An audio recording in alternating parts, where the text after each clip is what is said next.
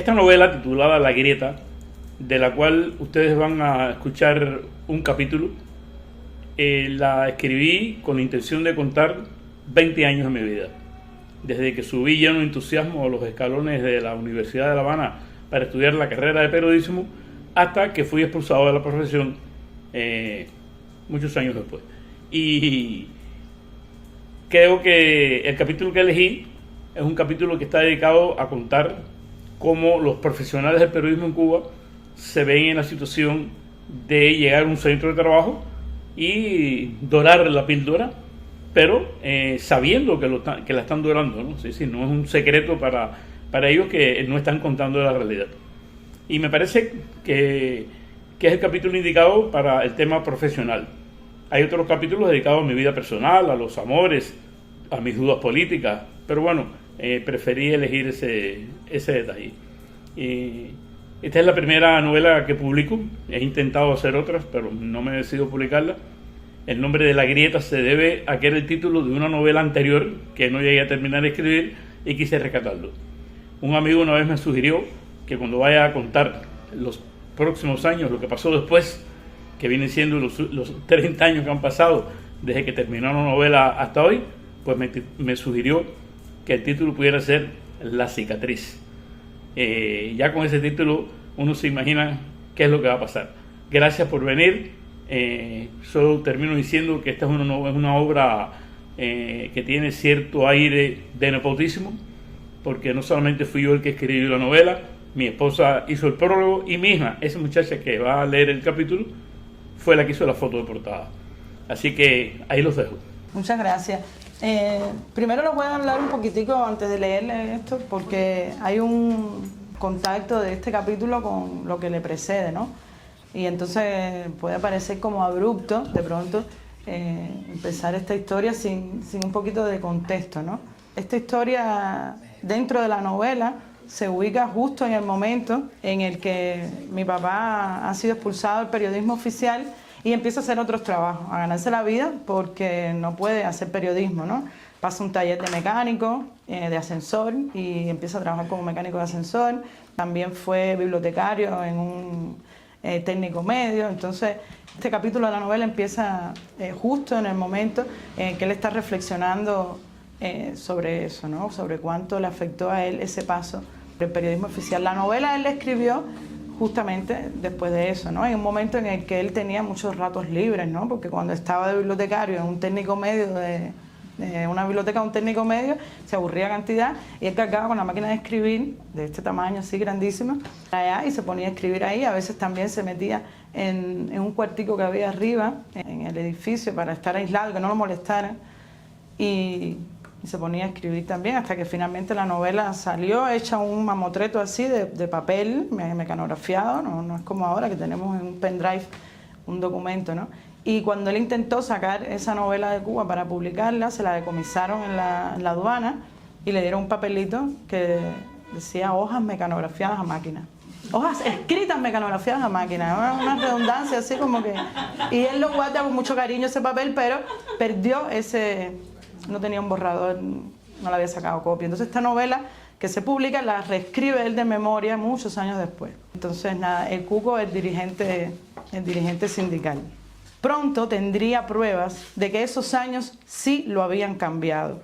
Por sufrir en carne propia, en la primera persona gramatical, la vida del obrero vinculado directamente a la producción, sabía que la música de fondo de 10 horas de trabajo manual no sonaba precisamente como un himno glorioso y que ciertas actitudes mostradas ante cámaras y micrófonos no pasaban de ser simples poses, sobreactuaciones movidas por el deseo de coincidir con la imagen pública, imagen que en un círculo vicioso alimentaban quienes como él se dedicaban durante años a pasar por alto las dificultades, a hacerse de la vista gorda ante todo lo que siendo se apartaba de lo que debía ser.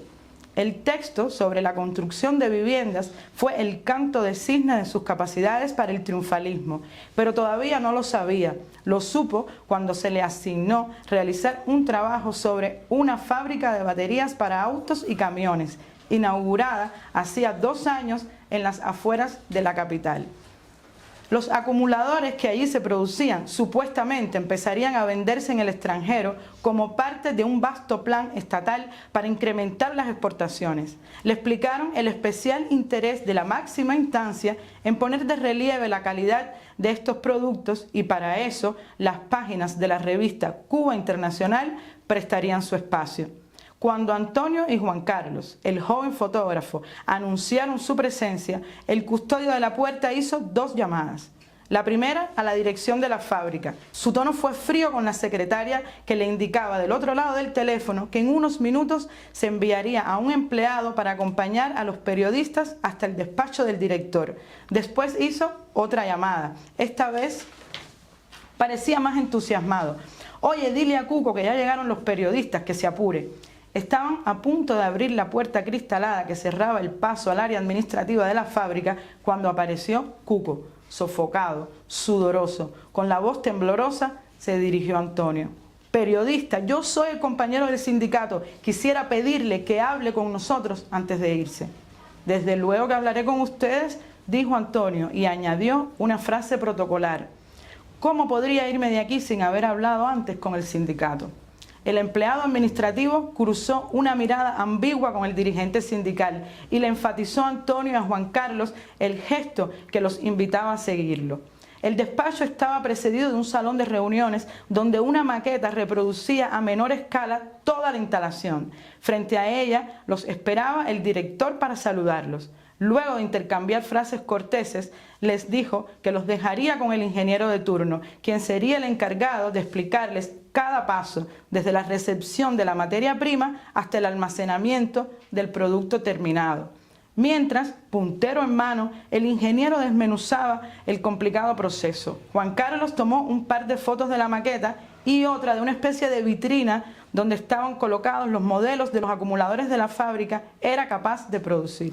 Fue entonces cuando el ingeniero les anunció que visitarían 2 secciones, el laboratorio y la cadena de ensamblajes.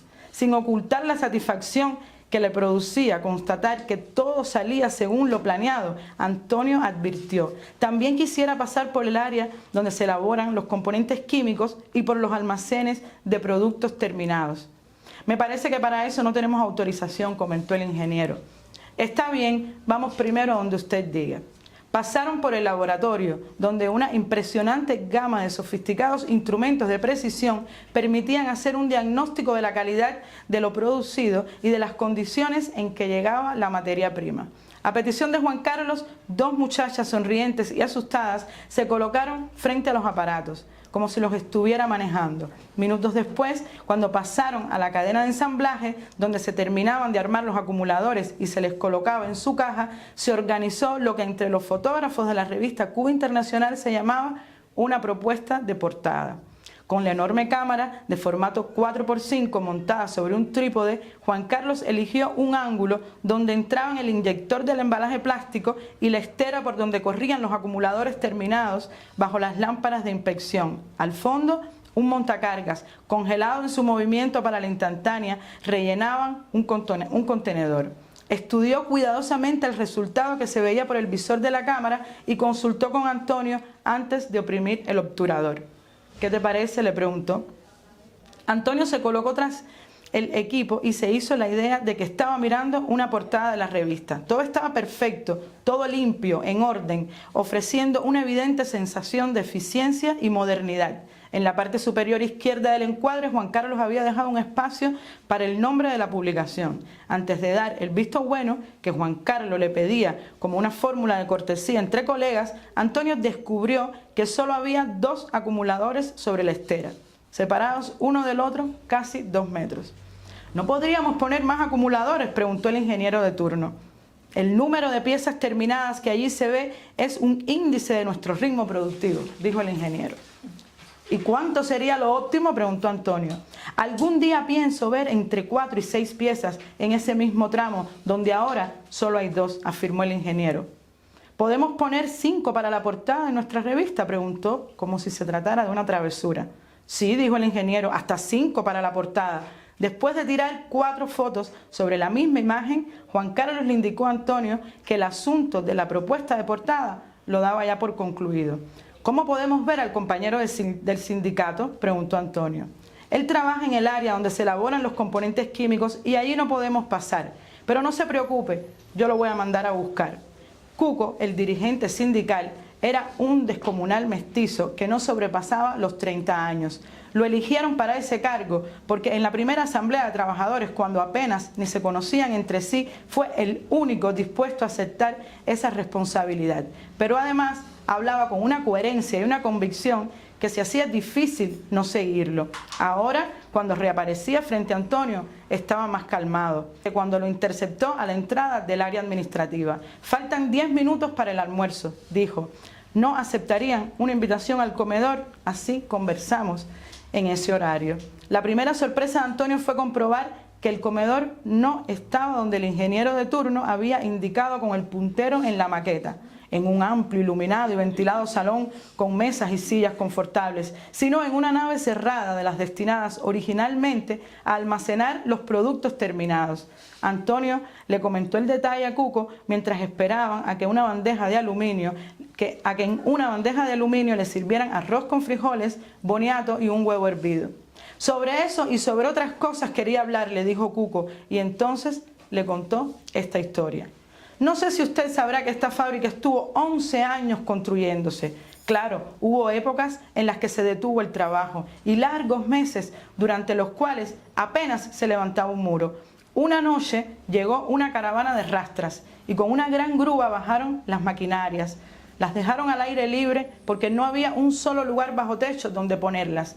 En los 3 años y medio que las maquinarias estuvieron aguantando agua y sol, las cajas donde venían se pudrieron y las pocas tablas que quedaron sanas se las llevaron los vecinos de la zona para reparar un poco sus viviendas. Cuando todo quedó al descubierto, empezaron a venir los muchachos a divertirse. Arrancaban los relojes, los manómetros, los amperímetros, se llevaron los bombillos de la pizarra de control, los cables eléctricos, las tuercas y los tornillos que lograron zafar. No quedó aquí ni un solo rodamiento, pues todos fueron a parar a carriolas, bombas de aguas o autos viejos. Un día, no puedo precisar bien si fue con motivo de una fecha histórica o por la llegada de un visitante extranjero, se tomó la decisión de terminarlo todo en un plazo de 6 meses. Eso se convirtió en una gran locura, pero se concluyó a tiempo. Con un acto que se transmitió por la televisión, inauguraron la fábrica de acumuladores. 2 horas antes del momento previsto para comenzar la ceremonia, se podían ver muchos entusiastas voluntarios que el comité municipal del partido movilizó para esconder los escombros, sembrar arbustos en el jardín y pulir los pisos del área administrativa. Entre esas personas era fácil reconocer a varios de aquellos depredadores que acabaron con las máquinas cuando estaban abandonadas. El artista que pintó el retrato del mártir cuyo nombre lleva la fábrica estuvo 14 horas seguidas sin bajarse del andamio, lo que fue considerado una proeza laboral. Por eso el mártir parece estrábico y tiene el bigote caído hacia la izquierda. Hubo que hacer lo increíble para que la madre del mártir, una combativa anciana de casi 90 años, no armara un gran escándalo frente a los micrófonos, protestando por cómo habían dejado a su hijo. Con el apuro no hubo tiempo de construir los baños de los trabajadores, ni de terminar el comedor, ni se colocaron los extractores en el área de los componentes químicos. Tampoco se hizo el tanque de procesamiento para los desechos tóxicos y ahora los desperdicios se vierten en una laguna donde antes había peces y nenúfares y hoy no quedan ni mosquitos ni mala hierba. Antonio escuchó la historia en silencio. Sabía bien que cosas así pasaban. En su etapa de constructor conoció experiencias de este tipo, pero esta era la primera vez que se enfrentaba al fenómeno como periodista. Lo narrado por el dirigente sindical no podría ser utilizado en un reportaje cuyo objetivo estratégico era mostrar que allí las cosas marchaban sobre raíles de cristal. Con la intención de cotejar los datos brindados por el ingeniero de turno, Antonio le preguntó a Cuco cómo se veía afectada la producción a consecuencia de estos problemas. Visiblemente molesto porque al periodista no se le ocurría otra cosa por qué preocuparse, Cuco le dijo: todos esos datos que usted copió en su libreta son reales, pero le apuesto cualquier cosa a que en ningún momento le hablaron de lo producido, sino de lo que la fábrica es capaz de hacer. Usted solo habrá oído de potencialidades, no de resultados alcanzados. Antonio abrió su agenda. Efectivamente, Antes de cada cifra importante aparecía alguna frase de estas fórmulas. Cuando la instalación esté en pleno funcionamiento podrá alcanzar.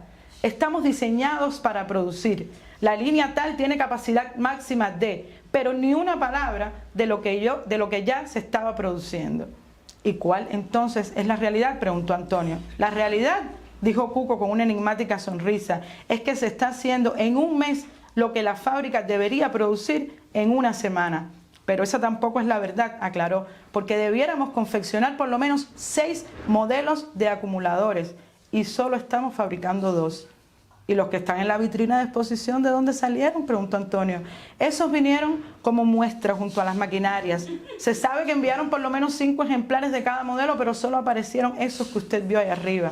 Antonio le preguntó a Cuco si él conocía de la intención de abrir un mercado en el extranjero con los acumuladores que se deberían estar haciendo allí. Cuco miró su reloj. A lo mejor, con tal de cumplir con esos compromisos, se toman medidas para arreglarlo todo. Entonces, esta nave donde hemos almorzado deberá estar ocupado por los productos terminados y quizás así concluyan nuestro comedor. Y a lo mejor hasta nos hacen los baños. Puede que ocurra, sí, pero si la prensa dijera la verdad sobre nuestros problemas, me sentiría más seguro de que esas medidas se van a tomar. Por eso quería hablar con usted. ¿Usted nos quiere ayudar? Entonces publique la verdad. Su artículo pudiera jugar un papel muy importante en este asunto.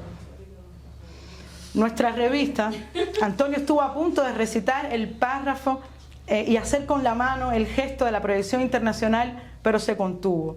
Nuestra revista ha recibido el encargo de elaborar un reportaje para captar compradores en el extranjero. Por eso lamento decir que solo puedo hablar de un lado bueno, es decir, saldrá una foto de la maqueta, otras del laboratorio, algunas de los acumuladores de la vitrina y la portada con una escena que preparamos en el área de ensamblaje. En el texto solo hablaré de lo que la fábrica será capaz de producir cuando esté a máxima capacidad. Haré creer que eso ocurrirá en el menor de los plazos imaginables. Y no diré ni una palabra de la ausencia de los baños, ni del comedor, ni mucho menos del destino de los desperdicios tóxicos. Creo que si el trabajo cumple su cometido de atraer compradores, eso obligará a tomar las medidas necesarias. Eso es lo que puedo y lo que debo hacer. Cuco volvió a mirar el reloj. Había terminado su horario de almuerzo y no le gustaba ser visto deambulando por los pasillos cuando los demás trabajaban. No le faltaban deseos de pedirle a Antonio que si él conocía a algún periodista a quien le pagaran por decir la verdad, que por favor se lo enviaran. Pero intuía su falta de culpa en el asunto y solo alcanzó a despedirse de él con esta frase: no se busque problemas por nosotros periodistas y ojalá que pueda dormir tranquilo. Antonio sintió sobre su conciencia todo el peso de lo dicho por Cuco. Hubiera preferido ser insultado antes de recibir esa conmiseración a su condición de mercenario.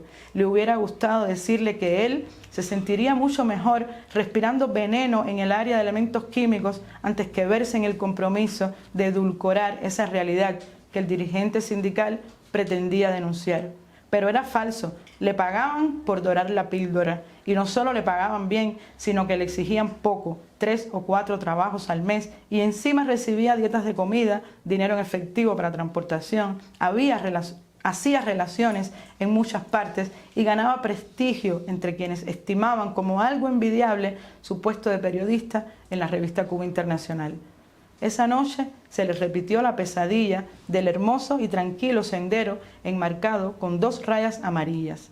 Pero esta vez no sacó el pie del camino ni el sorprendente dragón de la realidad oculta logró morderlo. Iba por el medio, aterrorizado ante aquel dulce canto de pájaros que le pareció siniestro como las canciones infantiles en las películas de horror, entre aquellos jardines florecidos que se le antojaron tétricos, rodeado de una paz frágil, premonitoria, amenazante. Bueno, si quieren hacer alguna pregunta de Macho Rico, si quieren hacer algún comentario, ¿tienen alguna duda de...? No, una cosa que yo quería comentar, una vez que yo se lo pregunté, me dijo: mira, en la novela hablo de muchas cosas y de mucha gente, que como yo no sé si a todos le interesaría que yo contara esa historia, sé que a algunos sí y a otros no, eso se salva, esa es una de las grandes posibilidades de la ficción, que puedes cambiar esos nombres y contar una historia de la vida real y eso es precisamente lo que Sí, este capítulo a mí me gusta mucho porque ilustra ese momento dramático de llegar a la conclusión de que tienes que hacer otra cosa, ¿no? De hecho, después de esto, mi papá habla con el director del periódico y le dice, mira, yo no puedo seguir trabajando en la revista porque la proyección de la revista es todo el tiempo dorar la píldora, como la frase que él usa ahí, la proyección internacional, vender una imagen de Cuba positiva. Y a mí me gusta más contar las cosas que están pasando en el país, ¿no? Aparte, o sea, todo eso fue un proceso que se vio después enriquecido con lo que pasó en la Unión Soviética y todo ese proceso de cambio, ¿no? Y el director de la revista le dijo a mi papá, bueno, pues lo que tienes que hacer es irte a trabajar para la prensa diaria, ¿no? Para un periódico diario nacional, no para una revista internacional. O sea, es por eso que mi papá después cambia de puesto y se va a trabajar para Juventud Rebelde, donde, bueno, empieza ahí a hacer su trabajo de periodista ahí contando lo que está pasando y, bueno, obviamente eso tuvo también un resultado en el cual él terminó expulsado de Juventud Rebelde por no seguir la línea del Partido Comunista, porque ahí entonces se encontró con otra piedra, que es la piedra de que no podemos darle armas al enemigo, tenemos que tratar de dar un reflejo lo más posible apegado a lo positivo, a la línea del partido, que es esa, el triunfalismo, ¿no? Son esos titulares donde todo está mal, pero entonces se detiene el deterioro, no es que todo está mal, ¿no? Entonces, ese tipo de fórmulas. Y mi papá empezó a trabajar en una línea que a ellos no les gustó. Yo recuerdo un artículo de él que se llamaba «Es oportuno hablar del oportunismo», que hablaba en ese momento era delincuencia, hablar de oportunismo. Hoy en todas las planas de los periódicos nacionales oficiales se habla del oportunismo como una cosa normal, pero en esa época eso era mala palabra. Después él hizo otro artículo 30 años después de que se quejan los jóvenes en Cuba, cuando la JC cumplió 30 años. O sea, fue un proceso que terminó en su abandono de la prensa en Cuba y, bueno, su incorporación a una prensa primero freelance y después, bueno, la prensa independiente. A mí me sorprendió Cuco. Yo pensé que como personaje iba a ser un poquitico más maniqueo, ¿no? O sea, iba a ser mucho más maniqueísta o el dirigente sindical al que estamos acostumbrados todos, de tipo servil, el tipo, o sea, me sorprendió para bien. Y es cierto que cuando uno se pone a hacer memoria... era otra época, sí, la gente era más entusiasta. Y además que lo perdió todo justamente por las actitudes que tuvo Cuco, el dirigente sindical de la novela de tu padre.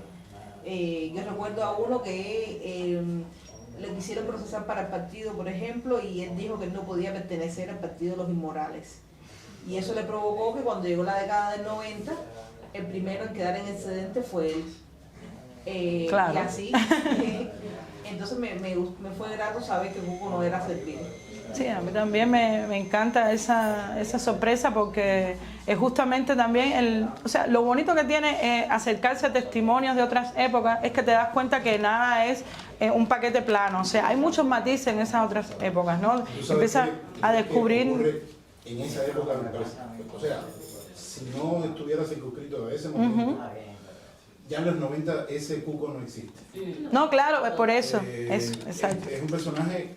Muy local, de los 80, del sí. tiempo de los pájaros tirando Claro, porque los 80 también fue lo que ellos han llamado su época dorada, ¿no? La época de bonanza.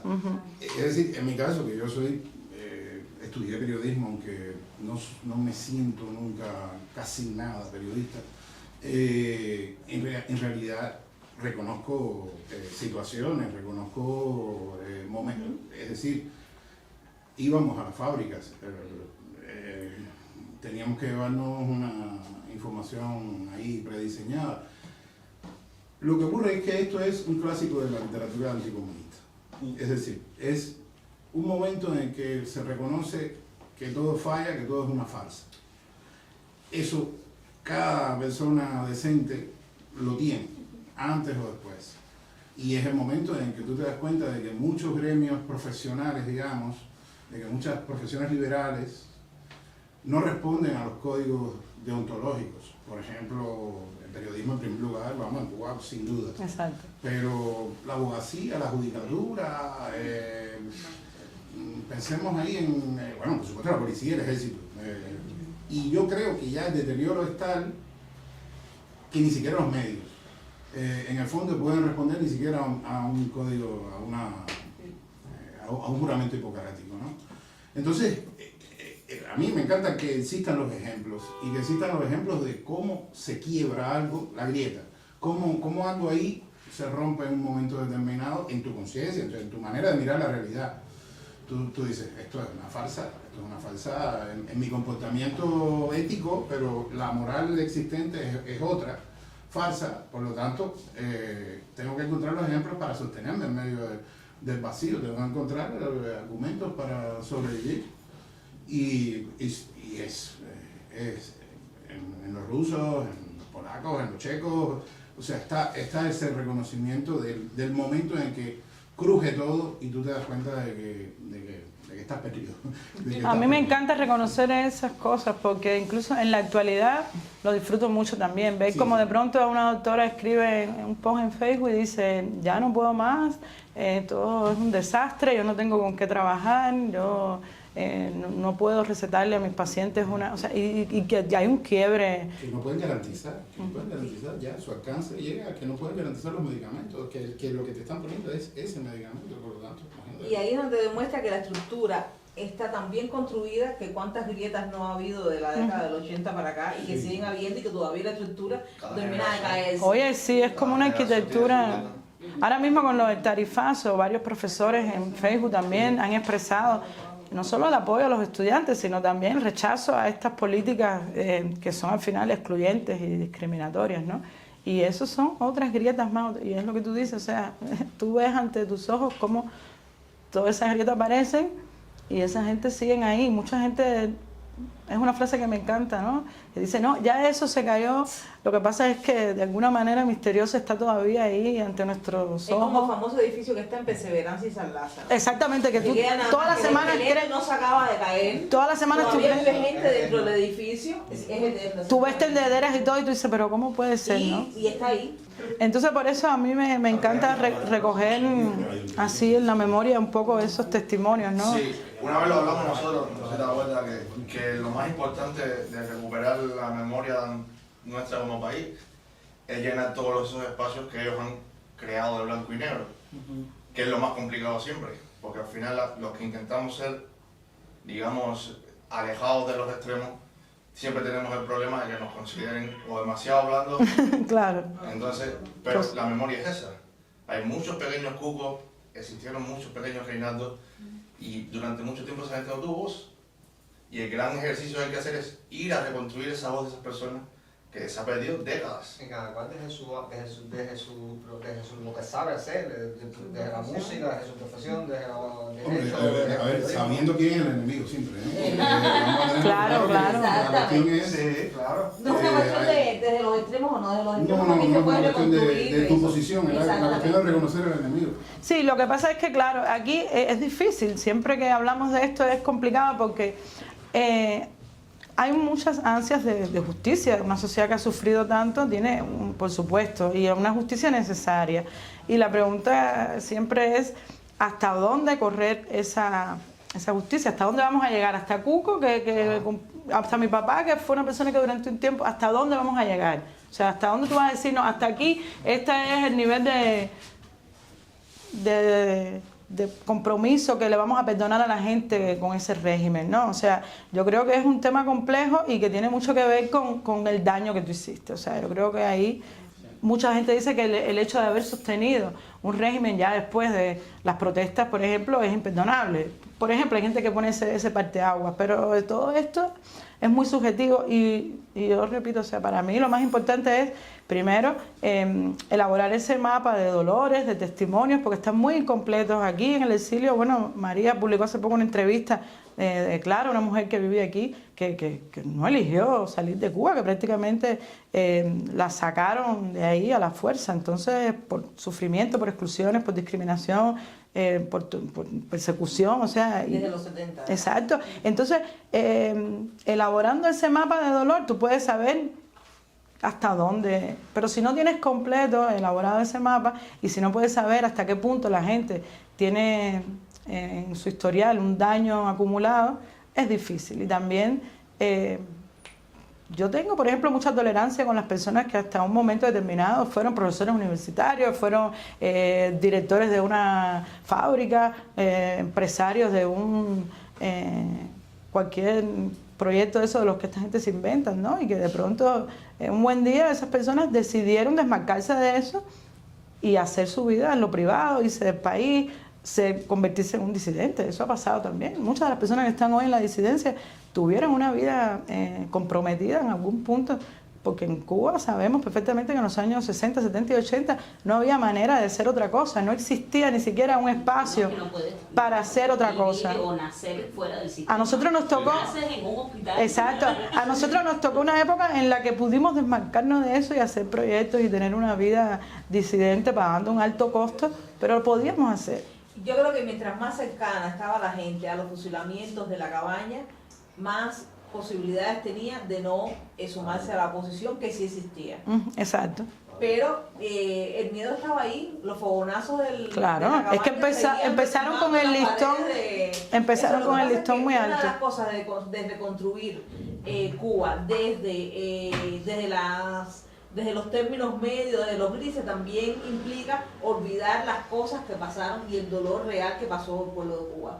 No se puede olvidar que Che, que ha sido una de las imágenes más vendidas, es un asesino. Exacto. Lo que no se puede es fusilar a todo el que haya sido el partido. Exacto, no, es que son dos cosas diferentes, ¿no? No, pero a esto es a lo que nos referimos nosotros. Es decir, no, claro que sabemos quién es el enemigo, sabemos quiénes son los culpables, sabemos todo lo que han hecho, sabemos que el Che es un asesino. Lo que tenemos que tratar, porque si no, nos vamos a convertir en él. Lo que no podemos es convertirnos en él. Ese miedo no lo tengo. Yo creo... Yo vivo libre y no sí, lo que hay es que eso, o sea, en la medida en la que yo creo que tengamos más información, más comunicación, más testimonio, que la gente pueda leer esos testimonios, o sea, por ejemplo, hablando ya de algo bastante personal, cada vez que la mamá de Julio hace una publicación, a mí me lleva a un punto de lo que fue Cuba, porque la mamá de Julio fue una profesora universitaria y las historias que tiene ella de sus alumnos, por ejemplo, de la evolución que han tenido sus alumnos y sus compañeros de profesores, que muchos le han retirado la palabra después de su proyección pública, o sea, ahí y yo veo, digo, ha sido una evolución en la que ella ha asumido una responsabilidad y ha sido honesta con lo que ha sentido. Cuesta mucho ser honesto en Cuba, cuesta mucho, aparte después de tanto tiempo, ¿no? Eso tiene también como un precio, porque significa renunciar a lo que tú fuiste, en lo que tú creíste. Y asumir la frustración también. También, eso, manejar todo eso es complejo, pero yo insisto en que es duro y vamos a vivir momentos, yo creo que si en algún momento tenemos la libertad de como sociedad poder discutirlo, el momento es duro, pero yo creo que nada ha sido más duro, nada va a ser más duro de lo que hemos vivido hasta ahora, ¿no? Porque va a ser productivo. En que los significados de las cosas, de los hechos históricos, teníamos y no sabíamos del todo qué había sucedido, quiénes por habían eso, sido. exactamente. Ya no podemos estar en esa fase. Exacto. Ya tenemos que por lo menos saber que hay una información clara sobre qué pasó en cada década, cómo fueron los acontecimientos y qué hizo el sistema para evitar eso. Sí. Y entonces, realmente con la inocencia de ir no se puede reconstruir si no realmente sabemos lo que pasó. Lo que pasó fue así, ya podemos dotar de significado fijo a ciertas cosas, a ciertas décadas del castrismo, ¿no? Ya podemos saber. Y simplemente creo que debemos ser holísticos, holísticos. Lo malo es todo lo que nos ocurrió. Y más allá de eso, todos tenemos la culpa y todos somos inocentes. Al final lo que tenemos es que hacer memoria, que hacer archivo y que hacer comunidad. Que no tiene absolutamente nada que ver con querer juzgar a cada militante del partido. Son dos cosas totalmente diferentes. Es justamente eso, estamos en un momento histórico en que tú no puedes reconstruir la memoria desde la ingenuidad. Tienes que ir, esto pasó ahora porque hubo un momento histórico en que si no eras el partido te caían a piedra o no accedías a determinados espacios, mucho más radical de lo que puede pasar ahora. Así mismo, sí. Pero eso tú no puedes contar. O sea, el problema a mí lo que me pasa, yo me considero en algún extremo, lo confieso. Yo me considero en algún extremo. A mí lo que me pasa es que desde los extremos también es posible contar. Claro. Y sin miedo además a convertirte en ellos. Yo sé que a mis 45 años yo no me voy a convertir en uno de ellos.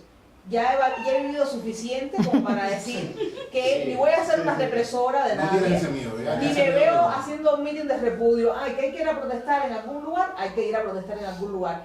El único espacio que nosotros tenemos de protesta son los espacios cívicos. El día que tengamos un juzgado con todas las de la ley, que podamos decir tú y tú tienes que pagar, y Eso es. ese día entonces estaremos allí. Pero ahora hay que ir a quitarles. Primero hay que Y cambiar no, el ni sistema para nada un meeting de para repudio, que haya ni derechos. para nada tiene Primero nada hay que ver con las cambiar el estructuras que ellos han creado de terror acá. Eso es justicia, es que no es ni siquiera extremo. Es Eso es, justicia. eso es justicia. Que lo veamos como extremo o no, ya es un problema semántico.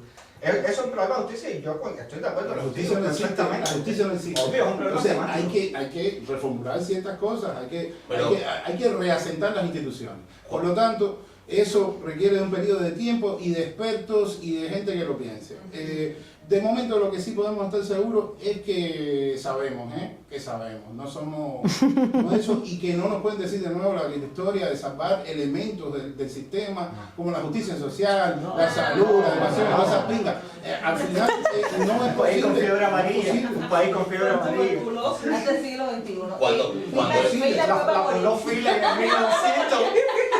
Cuando yo decía lo de los extremos, lo que quizás no me expliqué bien, yo lo que me refiero es que todavía hay muchas personas en Cuba que a la hora de darte un testimonio tienen miedo del uso que se hace ese testimonio. Es decir, Sí, lo hemos sufrido todos los periodistas allá. Ay, no, porque entonces tú la me gente trabajas que- para no sé quién. La gente que cargó las balas para los fusilados, esa gente siguió viviendo. Y fue muy duro esa gente. La gente que fue a Angola, la gente que tuvo, toda esa gente, uno de los testimonios más duros que he leído es un guardafrontera que recibía las balsas en el 94. O sea, y el problema es que muchas personas no quieren convertirse en artistas políticos, eso hay que respetárselo. Pero su testimonio hay que guardarlo. Porque hay que empezar a reconstruir desde la base, desde el principio. Lo que dice María, y yo estoy muy de acuerdo, las balas estaban ahí, ellos fusilaron. Y fusilaron a muchas personas a sangre fría. Y eso hay que decirlo, evidentemente hay que decirlo. Ahora, tú no vas a poder jugar porque muchas de esas personas se diluyeron dentro de la masa. Pero evidentemente el primer ejercicio es derrumbar el vocabulario del castrismo que muchas personas, desgraciadamente, porque hemos nacido, crecido, Combatir el discurso. lo seguimos teniendo dentro. Y no solamente en la parte política, en la parte del racismo institucionalizado, en la parte de la racismo institucionalizado. sí, no, y la discriminación a todo lo que es distinto a mí. Exacto. Y eso es una cosa que desgraciadamente nos sigue afectando. Cuando yo me refería a esos extremos, me refería a construir desde la parte de origen de todo me vale. Desde la democracia. Todas las personas, porque todos fueron hijos, todos fueron hermanos. A que no se le fue a alguien en Mariel, se le fue en el 94. A que no se le fue cruzando los volcanes. El dolor lo tenemos todos. Y cuando nos ponemos a ver, todos encontramos puntos en común, porque al final todos sufrimos lo mismo. Y el ejercicio, si realmente queremos tener un país en el que realmente seamos ciudadanos, que es algo que no hemos tenido después del 59, hay que partir desde la base de que las últimas elecciones que tuvimos con un presidente, esto yo lo digo siempre, fue el 1 de junio del 48. Sí, sí.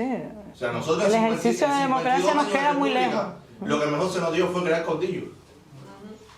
Ahí hay un problema como ciudadanos. Eso es una cuestión de que, desgraciadamente, la república no nació como tenía que nacer, no se dieron una base, y si nosotros no somos capaces de asegurar una conciencia democrática, cuando esto se caiga, que se va a caer, a lo mejor no será mañana, no será dentro de 5 años, pero esto se va a caer en cualquier momento, porque ya ese es el edificio San Lázaro.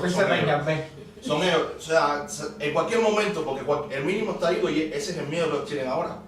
Ellos están en una situación que el mínimo estallido, cualquier tontería, porque así han caído muchos procesos totalitarios con una mínima chispa. Y ellos no saben cuál va a ser. Entonces ellos viven permanentemente en ese miedo. Nosotros tenemos que garantizar una conciencia democrática lo suficientemente sólida para que dentro de 5 años después de ellos no caigamos de nuevo en un trumpismo, en otro sistema de exclusión que nos va a llevar de nuevo al exilio. Y seremos Jorge mañana. Vamos por capítulo.